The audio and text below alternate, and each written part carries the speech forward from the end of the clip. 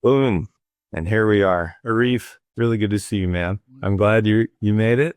That I crafted today's whole, slide deck for you. So I'm really glad you made it. We're gonna cover today, and by the way, for those of you watching the recording, welcome to Agent Power Huddle. It's Scripting Fridays. This is what we do every Friday at 8 a.m. Pacific, 11 a.m. Eastern. And my name is Ed Laine. I'm a 38-year veteran working out of Seattle, as you can tell by my Space Needle in my background.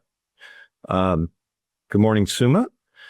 So today I'm going to cover Good morning. our VIP buyer presentation sequence, and I'm going to share a number of different dialogues that I use throughout the presentation. And here's why it's important in my mind. NAR settlement, at least here in Washington, created a new state law called Senate Bill 5191 that requires we cannot provide any, quote, brokerage services until we get hired. And many states have adopted some either legislation to that effect or an MLS rule to that effect.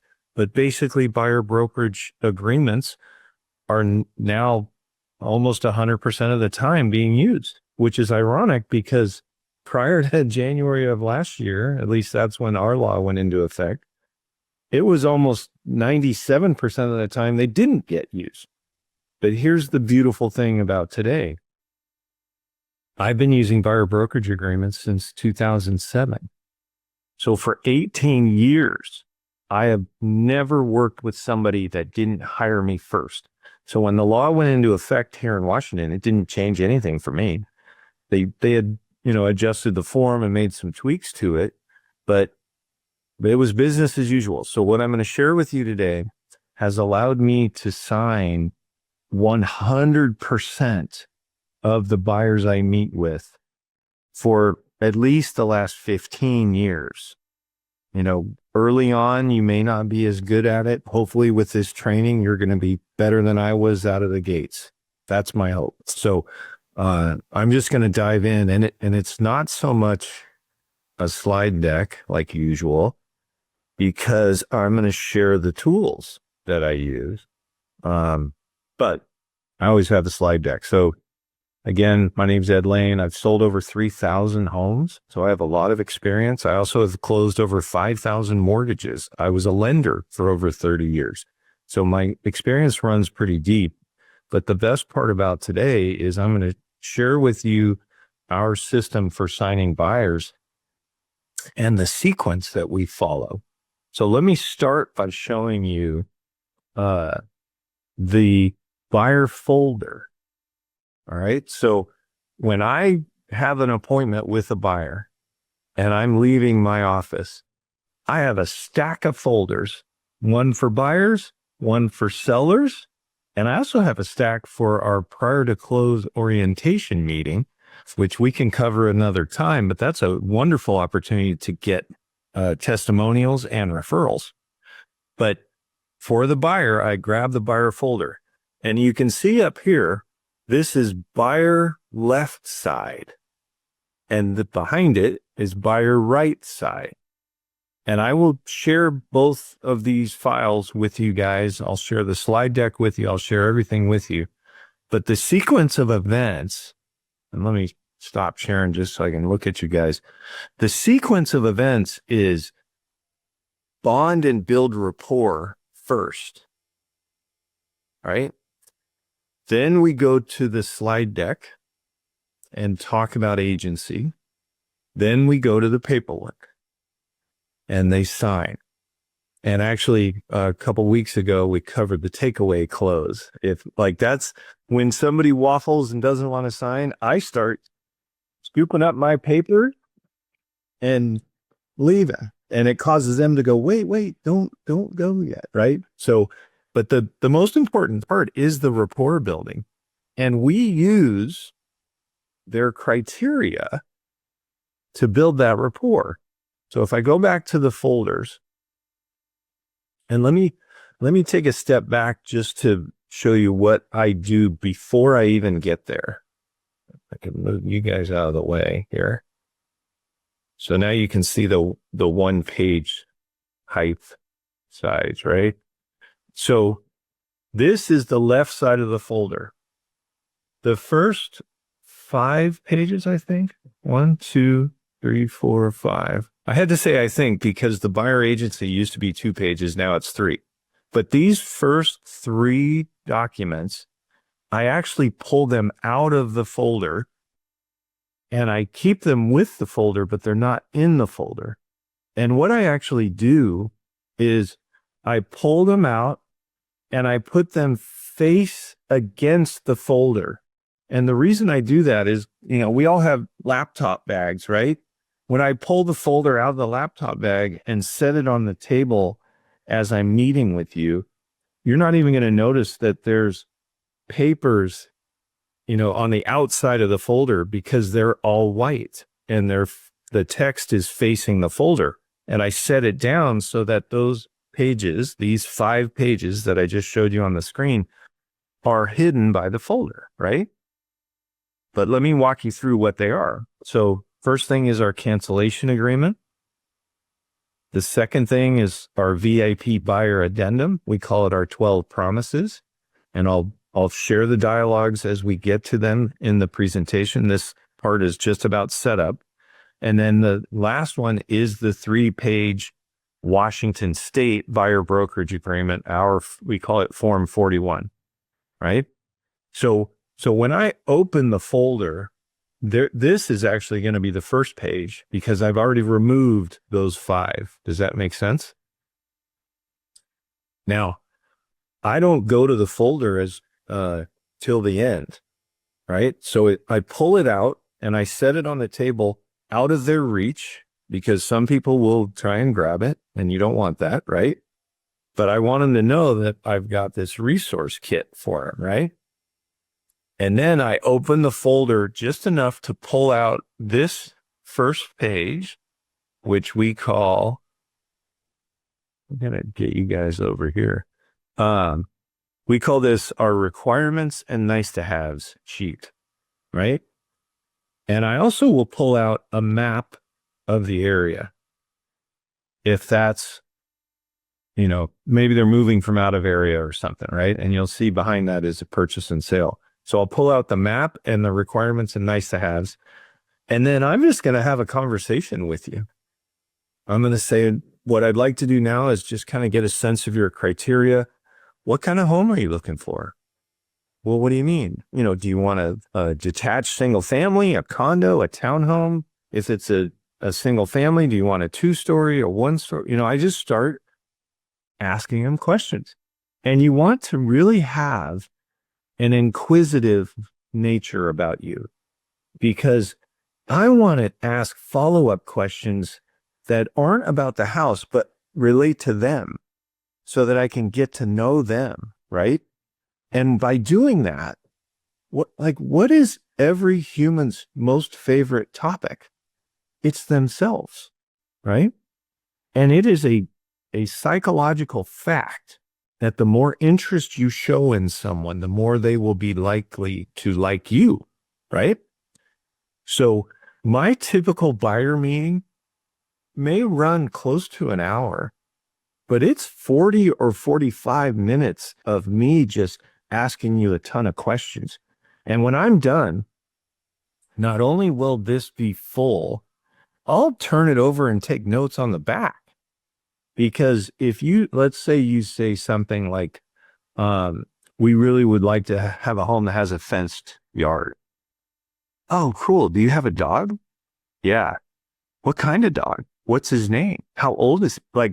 By the time we're done talking, I'm going to know your favorite dog breed. I'm going to know your kids' ages, what schools they go to, if they're in high school, what colleges they're considering. I am so inquisitive and asking all kinds of questions, and I'm animated. Oh, that is so cool. Oh, I almost went to UCLA or whatever, right? That was one of the schools I was considering. Your son's going to love that school, whatever. I'm animated and I'm inquisitive, and I leave that part of the conversation with a full sheet of information about you and your family and your home as well, right? Now, let me walk you through the requirements and nice to have as part of this, because this is kind of the fun part, right? So, Arif, if I could give you a magic paintbrush and you could paint into this property any feature you want, dream a little bit with me. What would you like to see? That's the dialogue, right? And that's when people will go, I really would like a cool place to work on my car, or a gourmet kitchen, or a whatever, a sauna, whatever, right? These are all nice to haves. And then once we're done with this, and by the way, when I ask you about a garage, if you say it with any, emotion, I'm going to write it down here under requirements. Okay, so 3-car garage for sure, right? And they go, yeah. All right, I'm going to put that under requirements, right? So I'll move around the form as they're answering questions. Down here, I'm always going to have a note about if they're a renter. Oh, okay. Are you in a lease? When does it end? Because that could factor in, right? And if they say it doesn't end until June of next year, I'll say, well, one thing that I've done, and you can tell me if this might be of interest to you, I've gotten sellers to pay the buyout of a lease. So do you want to postpone getting started because you don't want to do that? Or might you be interested in that? Right? Have you guys all sold a home at this point where you have asked the seller to pay some closing costs? Could you pad it by $5,000 if that's the buyout? Yeah. Right? Does that make sense, Arif? I know you're newer, so I'll make sure you're getting concepts. Yes, please. Yeah. Okay. So that if they're in a lease, I'll inoculate them to the concept of that doesn't mean we got to wait till next year. But some people will, and you notice I phrase it as a question, right? Because some people are going to say, yeah, but also by June of next year, I'm going to graduate and find a job. Then we probably do want to wait, right? Because you can qualify for more of a house. I've signed 2 of these in the last week where I wrote them for 2 years in length because of various issues that the buyer had. Would it help you if I made it for 2 years, since there's a chance we may not do anything in the next year? Yeah, can you do that? Like they're encouraging me. And if they say, well, I don't want to be, I've never had anyone say this, but you might be thinking it. I don't want to be handcuffed to you for 2 years. That's what the cancellation agreement is for, right? So if someone were to say that, I could say, come on, we could write this for 10 years and you could fire me tomorrow because that's my commitment. So not that we would write it for 10 years, but who cares how long it is? The whole reason I write it for a year by default is, and this is the dialogue, I don't want us to have to worry about a buyer brokerage agreement expiring while we're writing an offer. So let's push it way out into the future so that it's not even an issue, and let's go find you a house, right? And again, you can fire me at any time, right? The full dialogue is, you can fire me at any time, Arif. Like that's how I've designed this, but please don't fire me. This is how I feed my kids, right? Or I'll say, you can fire me at any time because I've never felt good about the fact that it's a state law that says you have to sign one of these, and we've only just met. That's not right to me, right? So what I've done to fix that is I created this cancellation agreement. And they go, wow, yeah, I'll sign it, send it, or hand it to me, whatever, right? If I'm face to face. You know what we don't know the funniest part? This may be true in whatever state you're in, but our form, that one I just showed you, is unilaterally cancelable. What that means is either party could fire the other party at any time. But there's no termination language in the form itself. it's the state law that says it's unilaterally cancelable. So I want to be more overt in demonstrating you can fire me at any time, because that makes it easier for them to sign, right? All right. So pressing on. So I'm going through the requirements and nice to haves, right? And once I've finished, I go, I have a really good idea of what you're looking for. And to be honest, it's not going to be that hard to find. You know, some people are going to be like, what I'm looking for is a unicorn. Give them hope. Be encouraging. I've been doing this a long time. We're going to find you a house. It's going to be the perfect house, right? So they're excited and looking forward to getting in the car and starting to look at houses. And then I say, what I'd like to do now is show you my VIP buyer presentation. And I say it just like that, right? Now before I start it, I want you guys to notice, you see down here, it's 36 slides. I've never shown the 5th slide. I only show the first 4. So don't be intimidated by this slide deck. I don't even know I kind of know what's on the 5th, but I don't know what's on the 6th, right? So what I do, I have 2 screens, so this didn't do it correctly by default. But what you want to know is, how can you launch a presentation with a keyboard tap, right? Because that communicates to your audience that you're tech savvy too, right? So with Adobe, if your slide deck is in Adobe, it's Control L. With PowerPoint, it's F5, right? So, hey, first thing I want to talk to you about is renting. You already know, like, by the time I filled out the requirements and nice to haves, I already have a sense of how savvy you are, because I've asked you questions like, oh, you've bought homes before. Oh yeah, this is our 5th or whatever, right? So I'll spend as much or as little time on this slide as I need to. I'll say, you guys get it. You know, renting is just paying off somebody else's mortgage. So boom, I'm moving on, right? But if you are a first-time home buyer, I don't know if you realize, like, the dialogue gets a little bit longer. I don't know if you realize, but when you're renting, not only are you paying down someone else's mortgage and creating equity for them, but you're wasting hundreds of thousands of dollars over a period of years. I was going to say, you may have to update that for Seattle. So if I can find 700, 900, 800 rent in Seattle, I'll go for it.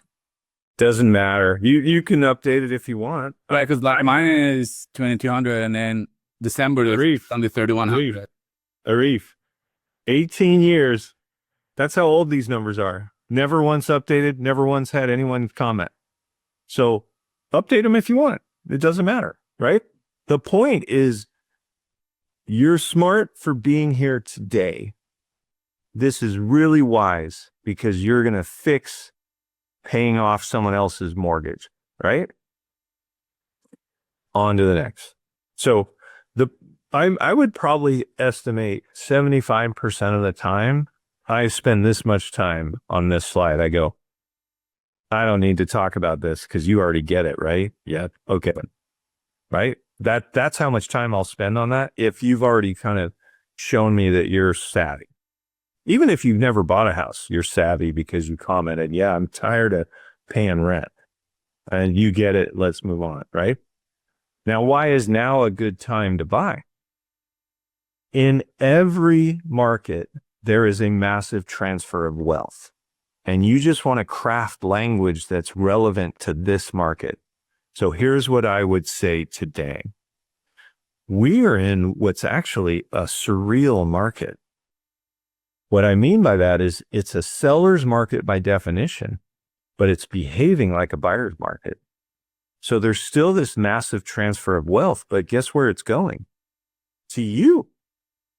You're in a pole position seat right now because sellers are nervous and they're willing to negotiate. I wouldn't necessarily say this to them, but I'll tell you guys as evidence of what I'm saying.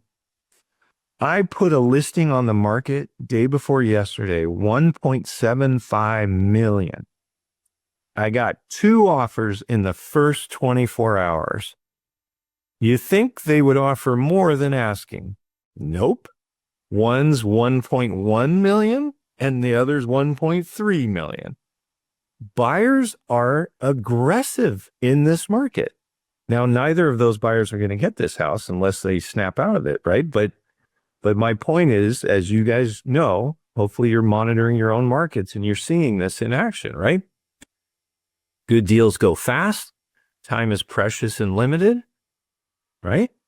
Why put off what will make your life better today and put it off till tomorrow, right? And I use every opportunity to say, kudos to you, man. The fact that you're here today is the first step, and good on you for taking that first step, right? On to the next, right? So this part of the presentation goes fairly quickly. So, Arif, there's 2 types of agency. Are you familiar with both types of agency? And most consumers will say, I didn't really think there were 2. Or they'll say, yeah, buyer and seller. That's right, buyer and seller, right? The first is seller agency. I want you to think of that listing broker. He has a legal obligation to protect the seller and the seller's interests. So what did I just do there? While they're looking at this word fiduciary and thinking, what the hell does that mean? I inserted the word legal obligation to make them feel smarter without them having to admit that they didn't know what fiduciary meant, right? So the dialogue goes on to say, because of that legal obligation, I want you to think of that for sale sign is like a stake in the ground. And they're standing there next to it with their chest puffed out because their obligation is to sell that house for the most amount of money, and I use my hands, with the least amount of repairs, right? Then there's buyer agency. That's what I do, right? And hopefully you guys do both, right? But in this context, I want them to think of me as a specialist. So then there's buyer agency. That's what I do. My legal obligation is to protect your interests. That means buy it. Oh, wrong hand. Buy it for the least amount of money, but with the most amount of repairs, right? So I'm using hands for visual aids. Does that make sense? They go, yeah. Here's the key dialogue. So let me ask you a question. Would you rather have free professional representation? Because by the way, in most cases, the seller has set aside a pool of money for the agents, both the listing broker and the buyer's broker. So I'll get paid by the seller. And so for that reason, my services to you would be free. So let me ask you this question. Would you rather have free professional representation, or do you want to go it alone? And I lean in, I lower my voice an octave, and I say it with a little bit of desperation, right? Because what I want them to think is, I'm out in the middle of the desert and the vultures are circling overhead. I don't want to go it alone, right? They'll say, well, yeah, free professional representation sounds awesome. Great. And I grab my laptop and I close it. And I hold out my hand and I go, I am excited to be working with you. That's the close, right? Then I go to the folder. So let me get back out of here. And I go,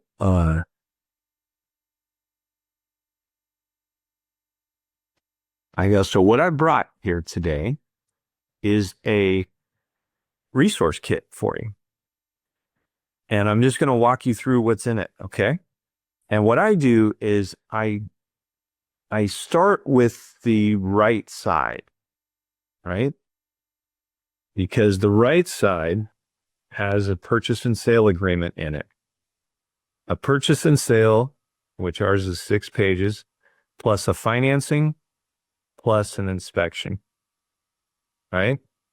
And I should point out, when we were having our requirements and nice to haves conversation, I did ask you about lending, right? Oh, shoot, wrong side.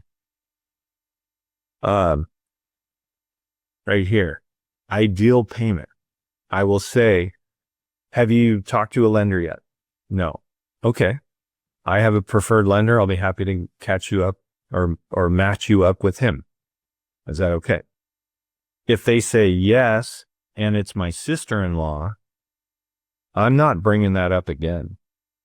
But if they don't, I have 3 occasions where I'll bring up the lender. The first is right here, right?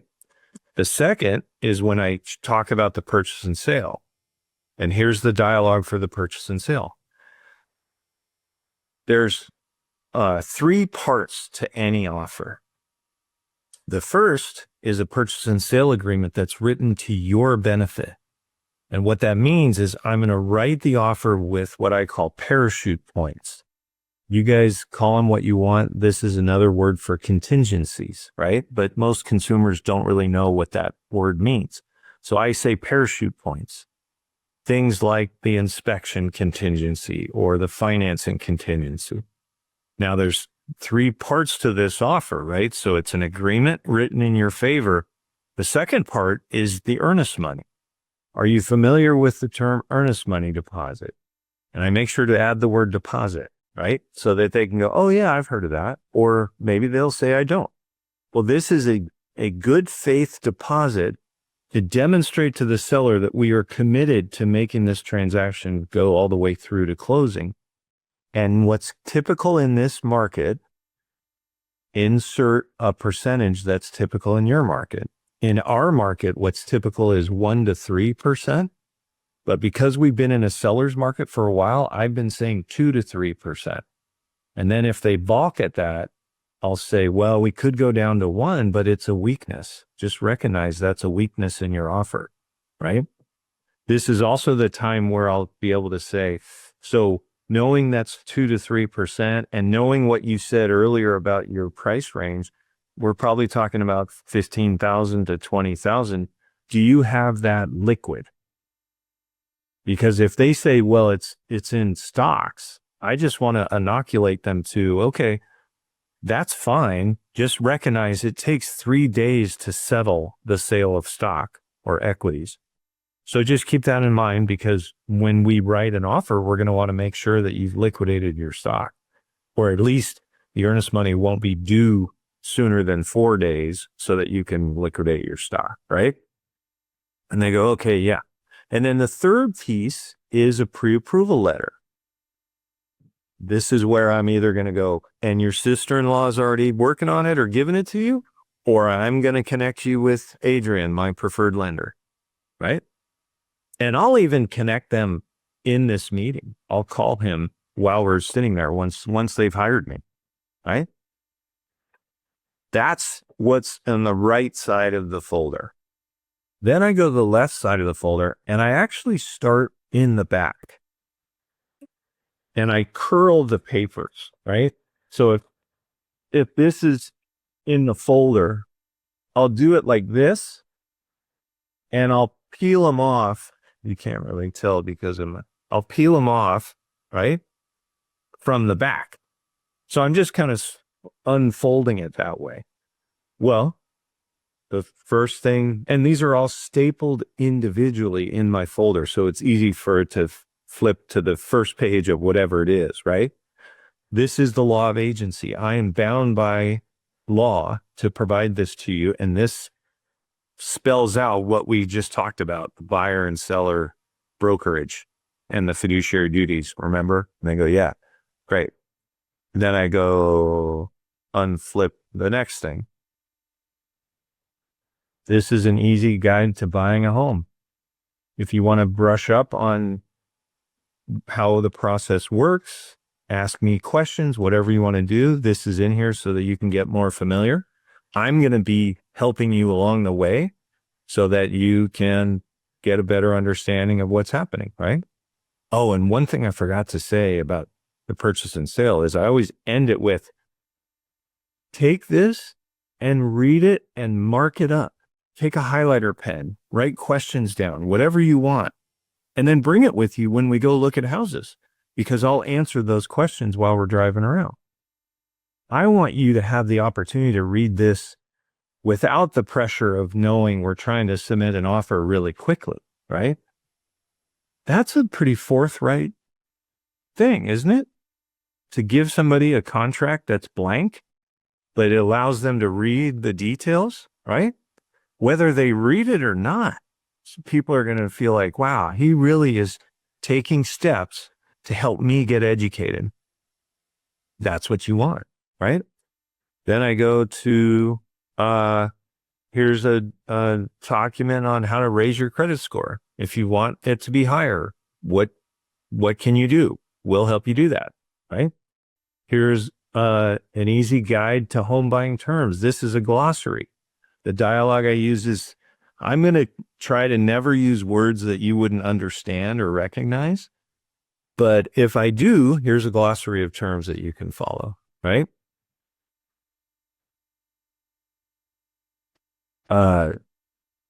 This is if I am talking to somebody when I got their criteria and it sounded like they were leaning towards new construction.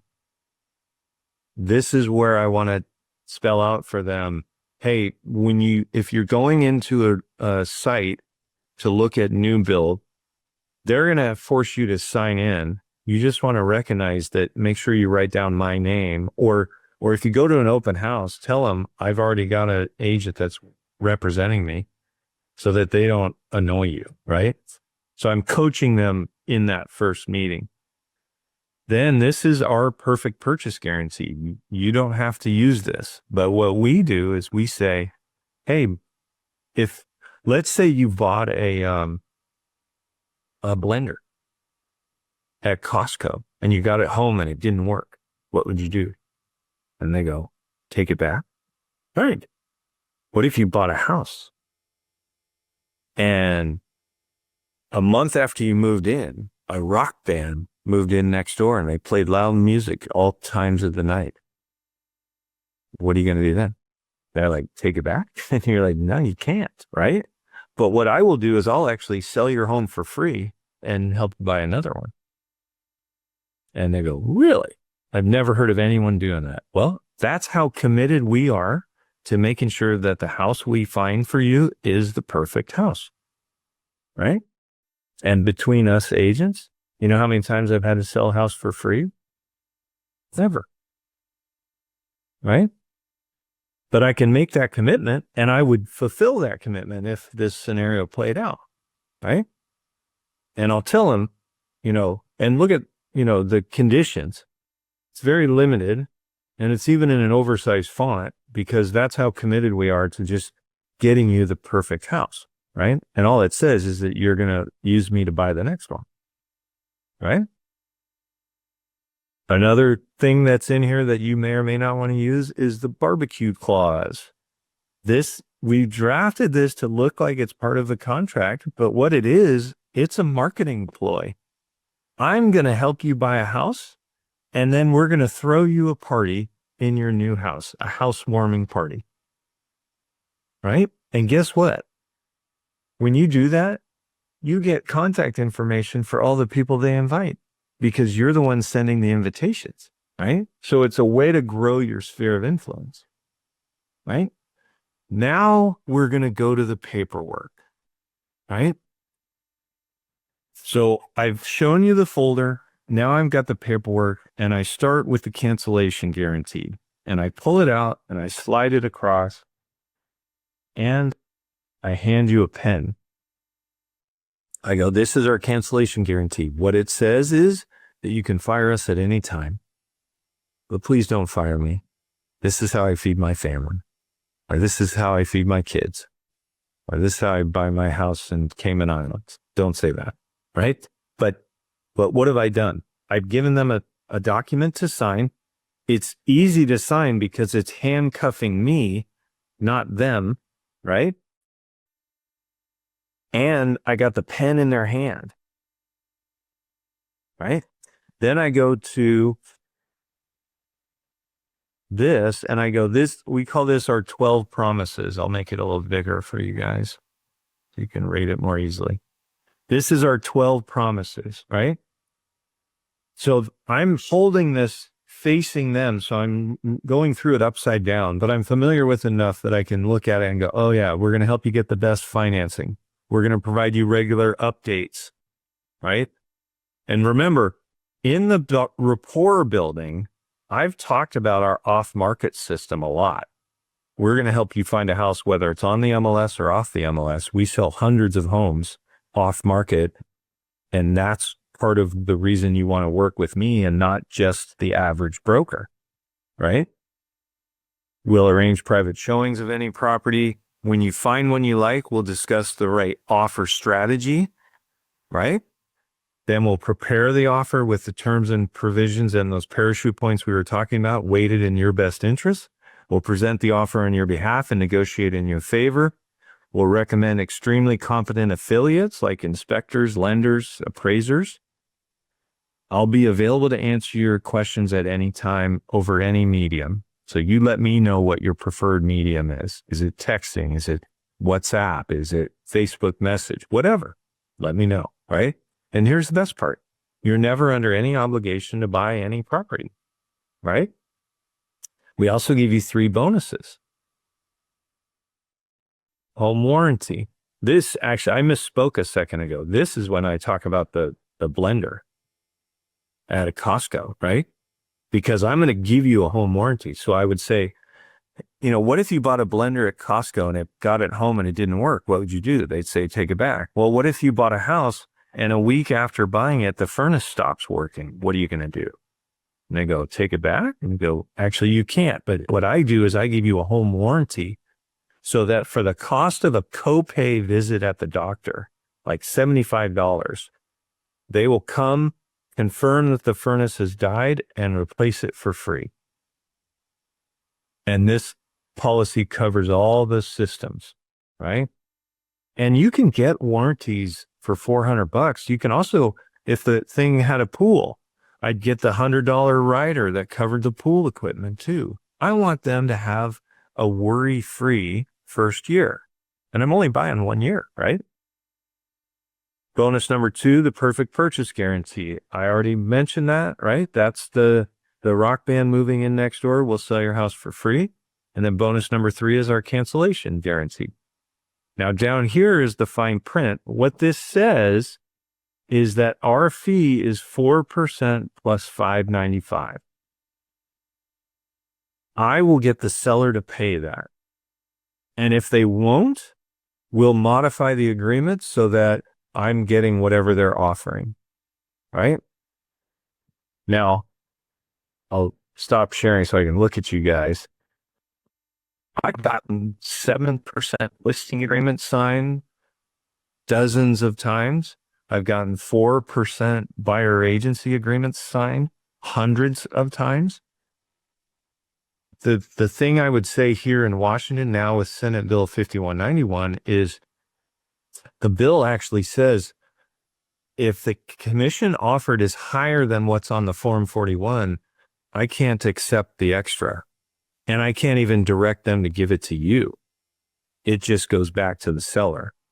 So that language makes it smart to err on the high side because you can come down, you just can't go up, right?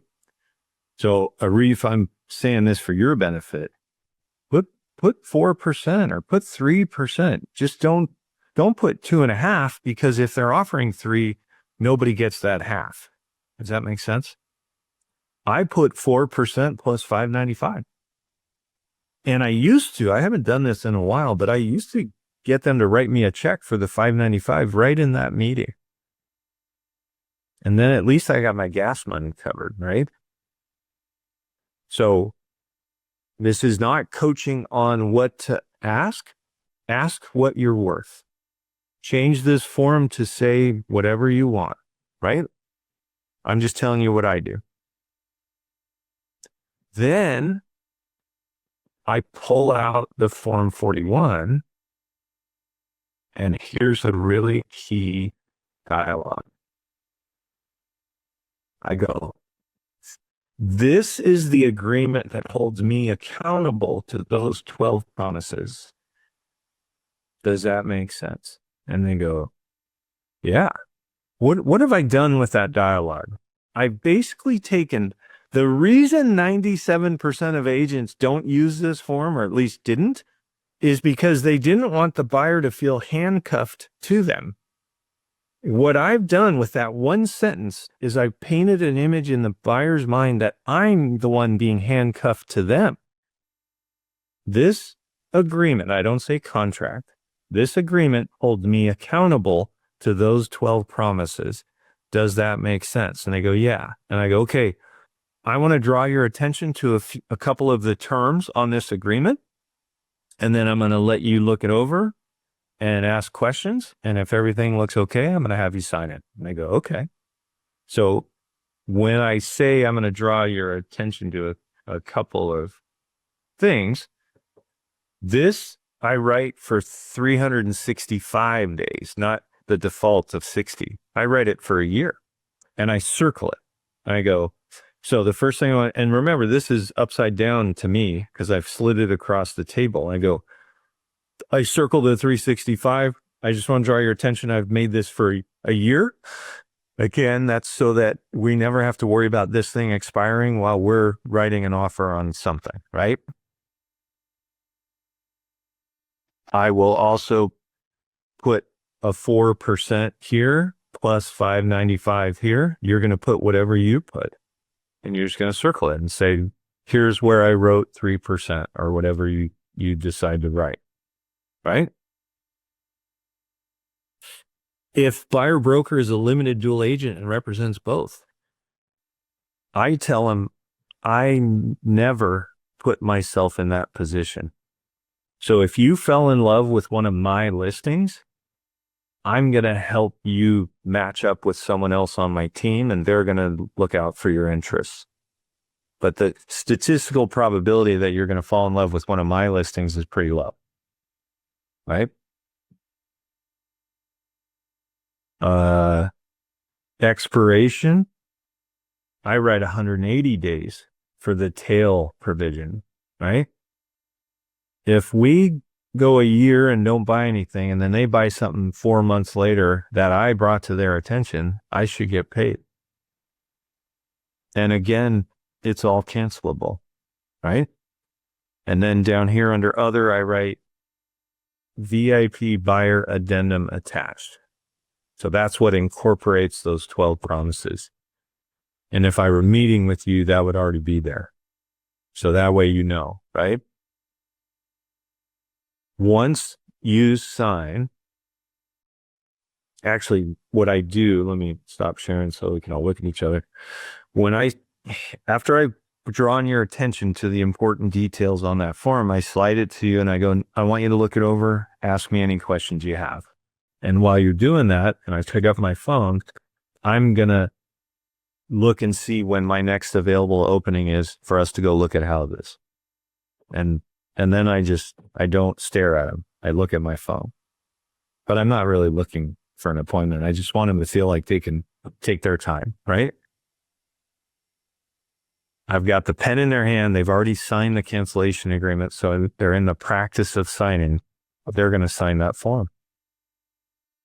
And if they don't, then I'll do the takeaway close, right? And Arif, you can see that video on theagentcollective.com. Past trainings are there. And if you can't find it, let me know. I can send you a link. But that's, I mean, you're a smart guy, so you've probably done takeaway closes before, but that's when somebody says, I'm not comfortable signing it. Oh, I'm sorry to hear that. I can't provide brokerage services of any kind until you do. So what are we going to do? And remember, you can sign it. I'm going to give you a copy. You can read it more carefully tonight. And if you don't like it, you can fire me tomorrow. Right? So people don't say no to me. And they won't say no to you if you say it in a way that's convicted, but also selfless. You want them to feel like these are all put in place to protect you and deliver on your dream of homeownership. Any questions? Nice. Very nice. Excellent. So, oh, go ahead. You are telling about buyer profile service fee. How do you explain them? What is that? The $595? Yeah. I tell them that funds our off-market system. Okay. So, there's an added expense for us to find properties for you that are off-market. And I have the whole dialogue. In fact, we'll cover this next Friday. Okay. Let me make a note. I'll cover the off-market plus. Profile service fee. Yeah. Yeah. And I've already covered how the off-market system works, Yeah. but I'll cover the dialogue on how I present it to buyers, because there's a really nuanced trick to doing it in a way that makes them feel like, wow, how lucky am I to have met this guy or this gal, right? Because if you think of it like this, you'll have clients that want to work with 7 agents. Well, all 7 of those agents are fishing in the same pond. Yeah. Like, that's so silly. But if you work with me, I fish in that pond as well, that pond being active on the MLS listings. But I have the rest of the ocean available to me to fish in as well. That's our off-market system. So we'll dig into those dialogues more next week. And Arif, you can jump on Agent Power Huddle every Friday if you want.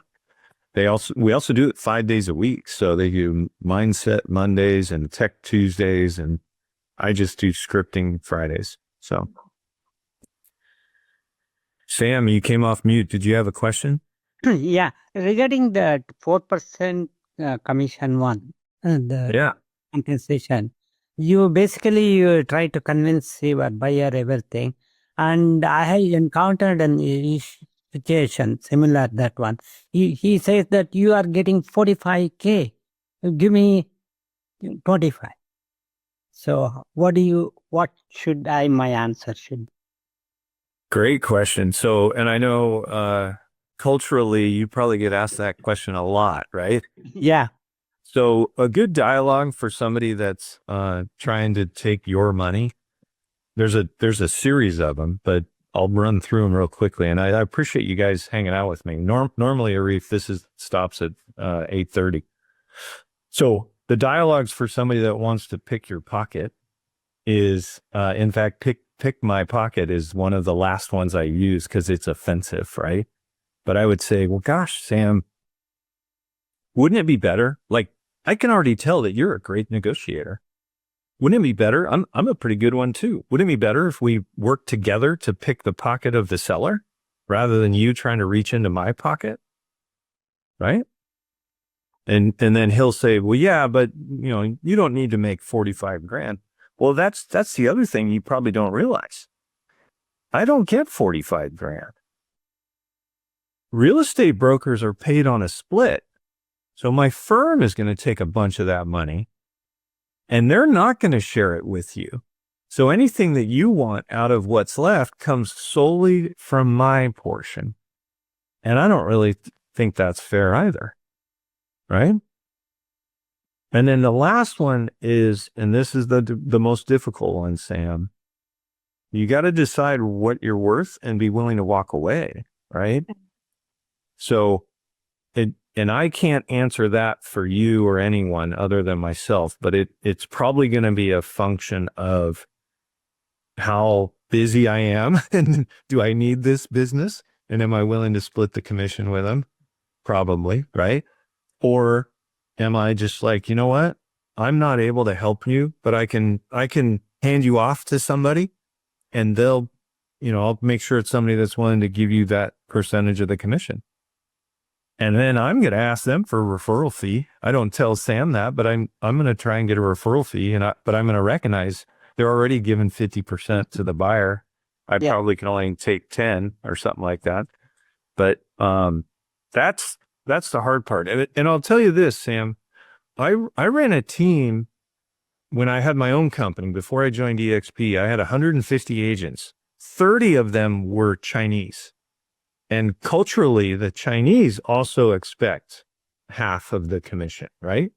Yeah. So I spent an enormous amount of time coaching and training Chinese brokers to not necessarily walk away from the business, but to just constantly try and minimize how much they had to give up.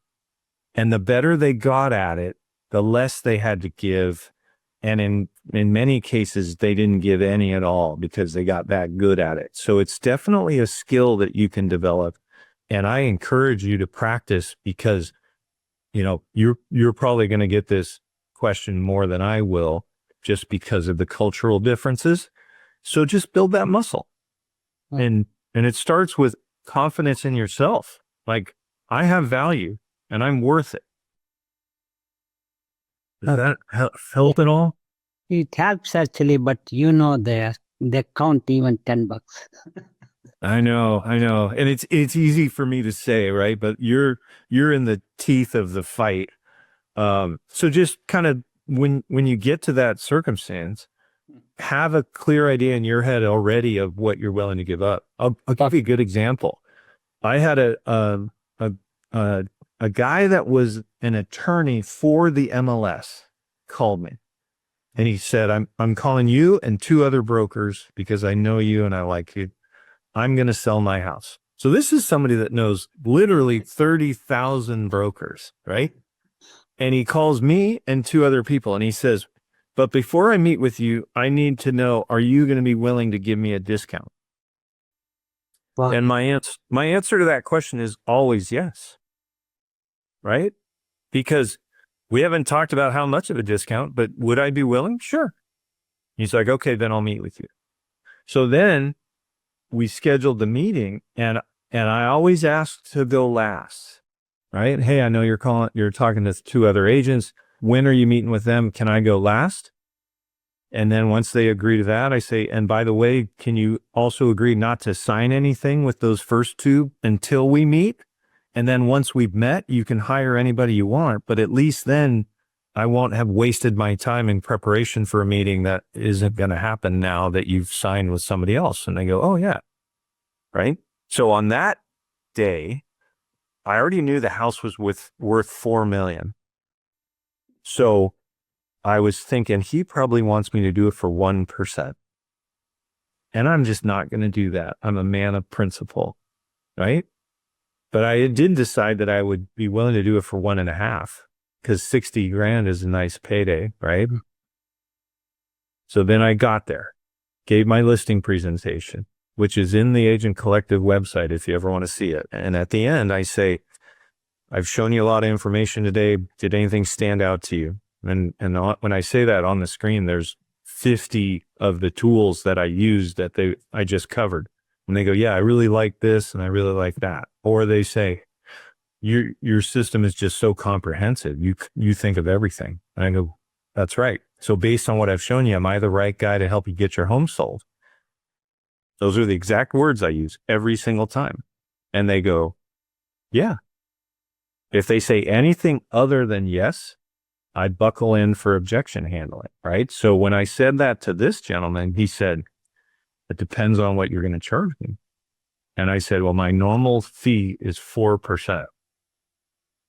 But because it's you and because your price point is pretty strong, I decided I'd be willing to give you a 50% discount. That's not 1.5, is it? That's 2. Yeah. Right? And he goes, well, it depends on what my wife thinks. And so I turned to her, and I didn't know this before this moment, but she worked for Xerox. Xerox is one of the top 2 sales training systems in the world. So having just given a presentation in front of a Xerox salesperson, I couldn't wait to hear her feedback, right? And I had a little bit of fear because I thought she'd go, well, he was terrible. He didn't do this and that or whatever, right? But she said, he's our guy. He's awesome. We're hiring him. And I was like, oh, thank God. So I got paid 2%, 80 grand, and sold his house. So, my point for you, Sam, is just, I had decided before I went there how low I was willing to go, what my walking away point was. And I actually did better than I was willing to go. So, That really helps. Let me try. Good. I mean, this business is so fun, and we really do get paid very well to have such a wonderful impact on people's lives. It's kind of the perfect job, right? At the same time, there's constant downward pressure on our commissions because we get paid so well. So building up this muscle will be something that will pay all of you dividends over your career because you'll be better at defending your compensation, wherever it is, right? All right. My apologies for running a little bit long. Hopefully it was worthwhile. So much. It's so. Yeah. Thank you. Great to see you guys, and hopefully see you next Friday. Sure. Thank you. All right. See you, Arif. Take care, Sam and Christina. Yeah, bye. If you'd like more information or to get connected to the Agent Power Huddle, join our free Facebook group. This call was designed for the agents in our EXP organization, but open to any agent from any brokerage. If you're a guest and you're interested in learning more about EXP or our specific resources within the Agent Collective, reach out to the person who invited you to this call to get more info. Produced by the Agent Collective Media Network.